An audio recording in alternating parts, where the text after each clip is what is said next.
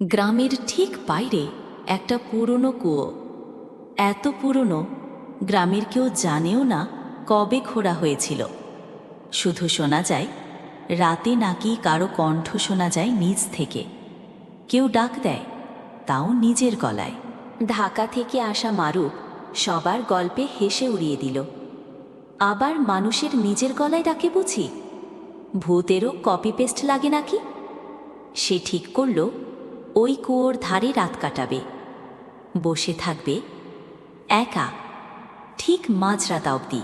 রাত 11:55। চারদিক কুয়াশায় ঢেকে গেছে। কুয়োর গা ঘেঁষে মারুফ বসে আছে, হাতের টর্চ নিভিয়ে দিয়েছে। শুধু চুপচাপ বসে শুনতে চায়। কুয়োর ভেতর থেকে শব্দ এলো, মারুফ, খুব নিচু স্বর, যেন পানির ভেতর থেকে ভেসে আসছে।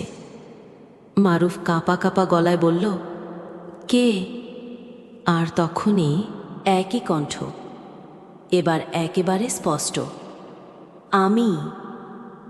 কুয়োর ভেতর থেকে আবার সেই গলা, মারুফ, আমি জানি তুই শুনতেছিস, নিচে আয়।